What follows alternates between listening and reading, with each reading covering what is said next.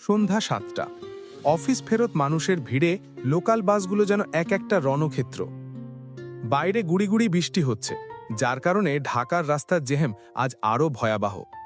নিলয় কোনো মতে জানালার পাশের একটা সিট পেয়েছে। বাসটা ফার্মগেট মোড়ে জ্যামে আটকে আছে গত ২০ মিনিট ধরে। সে জানালার কাছে কপাল ঠেকিয়ে বাইরের ঝাপসা দুনিয়াটা দেখছিল। ঠিক তখনই ভিড় ঠেলে বাসে উঠল তিথি। হাতে ফাইলের স্তূপ আর কাঁধে ভারী ভ্যানিটি ব্যাগ। বাসে তিল ধারণের ঠাঁই নেই।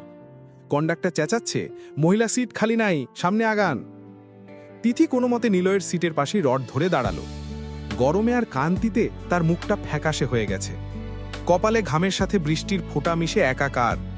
বারবার ঘাম মুছছে আর অস্থির হয়ে ঘড়ি দেখছে। নীলন আর চোখে দেখল, এই মেয়েটাকে সে প্রায়ই এই রুটে দেখে। রোজই দাঁড়িয়ে যায়, রোজই যুদ্ধ করে। নীলয়ের বিবেকে লাগল, সে আর বসে থাকতে পারল না। সে উঠে দাঁড়িয়ে তিথির দিকে ইশারা করে বলল, শুনছেন, বসুন আপনি, আমার বেশিক্ষণ লাগবে না। তিথি অবাক হয়ে তাকালো। এই শহরে বিশেষ করে অফিস টাইমে কেউ গায়ে পড়ে সিট ছেড়ে দেয় না। না না, ঠিক আছে, আপনি বসুন, আমি ঠিক আছি। তিথি ভদ্রতা দেখালো, যদিও তার কোমর ব্যথায় টনটন করছে। নিলয় হাসল, খুব স্নিগ্ধ একটা হাসি। প্লিজ বসে পড়ুন, আপনার হাতে অনেক বোঝা আর আমার কাঁধে শুধু একটা হালকা ব্যাগ। তাছাড়া এই জ্যামে দাঁড়িয়ে থাকতে থাকতে আপনার পায়ের হিলগুলো হয়তো অভিশাপ দিচ্ছে, ওগুলোর একটু বিশ্রাম দরকার। তিথি একটু লজ্জিত হলো, আবার খুশিও হলো। সে আলতো করে সিটে বসল। বসার পর তার মনে হলো এক সমুদ্র শান্তি। সে নিলয়ের দিকে তাকিয়ে বলল, থ্যাংক ইউ, আপনি সত্যি বাঁচালেন। বাস চলছে খুঁড়িয়ে খুঁড়িয়ে। নিলয় ঠিক তিথির পাশেই দাঁড়িয়ে ভিড় থেকে তাকে একটু আড়াল করে রেখেছে। বাসের ঝাঁকুনিতে যাতে অন্য যাত্রীদের ধাক্কা তিথির গায়ে না লাগে সেদিকে তার সজাগ দৃষ্টি। তিথি জানালার দিকে তাকিয়েছিল।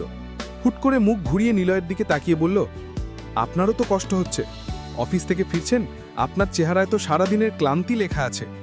নিলয় কাঁধের ব্যাগটা ঠিক করতে করতে হাসল। কষ্ট তো এই বাসে সবারই হচ্ছে, সবার কষ্ট তো আর কমানো আমার পক্ষে সম্ভব না। তাই ভাবলাম অন্তত একজনের সন্ধ্যাটা একটু আরামদায়ক করি। নিজের কষ্ট বাড়লে যদি অন্যের স্বস্তি বাড়ে, সেই ডিলটা খারাপ না। তিথি চুপ করে রইল কিছুক্ষণ। ছেলেটার কথাগুলো সাধারণের চেয়ে একটু আলাদা। সে আবার বলল, রোজ আপনাকে দেখি, কানে হেডফোন গুজে জানালার বাইরে তাকিয়ে থাকেন। খুব কি গান পাগল আপনি? কি গান শোনেন? নিলয় পকেট থেকে ফোনটা বের করে দেখালো, কোনো গান বাজছে না, স্ক্রিনটা কালো। গান শুনি না, হেডফোন লাগিয়ে রাখি যাতে বাইরের এই হট্টগোল, গালাগালি আর হর্নের শব্দ কানে না আসে। আসলে আমি মানুষের কথা শুনি না, মানুষের ক্লান্তি দেখি। তিথি মুগ্ধ হয়ে তাকালো।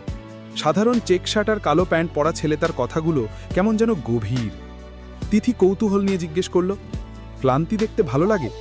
নিলয়ে মাথা নাড়ল, ভালো লাগে না, তবে মায়া লাগে। যেমন আপনাকে দেখে লাগছিল।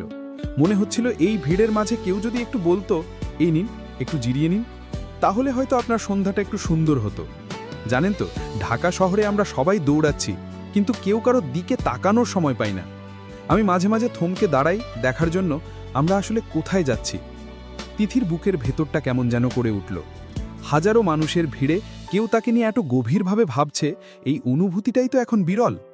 তার মনে হলো নিলয়ের ওই চশমার আড়ালে অনেক না বলা গল্প জমে আছে। তিথি জানালার দিক থেকে আসা ভেজা বাতাসের দিকে মুখ করে বলল, শহরটা খুব জ্যামের, তাই না? জীবনটা কেমন যেন আটকে থাকে। মনে হয় আমরা সবাই একটা সিগন্যালে আটকে পড়ে আছি। নিলয় একটু ঝুঁকে নিচু স্বরে বলল, জ্যাম আছে বলেই তো কথা বলার সুযোগ হলো।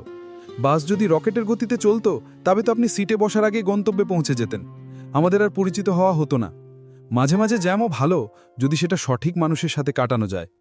তিথি হেসে ফেলল, তার গালে টোল পড়ল।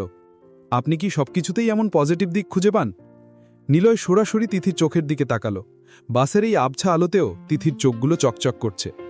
সবার ক্ষেত্রে পাই না, কিছু বিশেষ মানুষের ক্ষেত্রে খুঁজে নিতেই ইচ্ছে করে। যেমন ধরুন আজকের এই বৃষ্টিটা। সবাই বিরক্ত হচ্ছে, কিন্তু আমার মনে হচ্ছে বৃষ্টিটা না হলে হয়তো আপনি এত তাড়াতাড়ি বাসে উঠতেন না, আর আমি সিটটা ছেড়ে দেওয়ার সুযোগ পেতাম না। তিথির কান গরম হয়ে গেল। সে চোখ নামিয়ে নিল, কিন্তু তার ঠোঁটের কোণে হাসিটা লেগেই রইল। সে বলল, আপনি খুব গুছিয়ে কথা বলেন, নামটা তো জানা হলো না। আমি নিলয়। আর আপনি? আমি তিথি। তিথি। নিলয় নামটা বিড়বিড় করে উচ্চারণ করল, যেন মুখস্থ করে নিচ্ছে। সুন্দর নাম। তিথির মতোই ক্ষণস্থায়ী আমাদের এই যাত্রা, তাই না? তিথি আবার জানালার বাইরে তাকালো। যাত্রা ক্ষণস্থায়ী হতে পারে, কিন্তু স্মৃতি তো থেকে যায়, তাই না? বাস স্টপে চলে এসেছে তিথির নামার সময় হয়ে গেছে। কন্ডাক্টর চেঁচাচ্ছে, মহাখালী নামেন, মহাখালী। ভিড় ঠেলে দরজার দিকে যাওয়ার আগে তিথি থমকে দাঁড়ালো। সে নিলয়ের দিকে তাকালো। নিলয় তখনও ভিড়ের মাঝে তাকে আড়াল করে দাঁড়িয়ে আছে। তিথি একটু সাহস করে বলল, কাল কি এবার জানালার সিটটা পাবেন? নিলয় ভিড়ের মাঝে দাঁড়িয়ে একটু উঁচু গলায় কিন্তু শুধু তিথিকে শুনিয়ে বলল, সিট পাই বা না পাই আমি এই বাসেই থাকব, আপনার জন্য জায়গা রেখে দেব, দরকার হলে কন্ডাক্টরের সিট দখল করে হলেও আপনাকে বসাবো। তিথি হেসে ফেলল। যাওয়ার আগে সে আলতো করে বলল, হেডফোনে গান না থাকলেও চলবে, কিন্তু কালকে প্লেলিস্টে একটা গান রেখেন, হয়তো কাল আমি শুনতে চাইতে পারি। নিলয় চমকে তাকালো। তিথি বাস থেকে নেমে ফুটপাতে দাঁড়ালো। বাসটা কালো ধোঁয়া ছেড়ে চলে যাচ্ছে। তিথি দেখল জানালার পাশে কেউ নেই, কিন্তু একটা অদৃশ্য মায়া যেন তাকে ঘিরে রেখেছে। তিথি হাঁটতে শুরু করলো।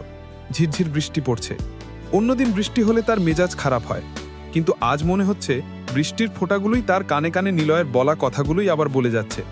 জ্যামের এই যান্ত্রিক শহরটাকে আজ আর অতটা বিরক্তিকর মনে হচ্ছে না তার, বরং মনে হচ্ছে এই শহরের ভিড়েও খুঁজে পাওয়ার মতো কিছু মানুষ এখনও আছে। এই ব্যস্ত শহরের ভিড়ে হাজারো কষ্টের মাঝে কেউ একজন যখন নিঃস্বার্থভাবে একটু যত্ন নেয়, তখন মনে হয় জীবনটা আসলেই সুন্দর। ভালোবাসা সবসময় লাল গোলাপ দিয়ে শুরু হয় না, মাঝে মাঝে একটা ছেড়ে দেওয়া সিট আর কিছু এলোমেলো কথোপকথন থেকেও গভীর ভালোবাসার জন্ম হয়।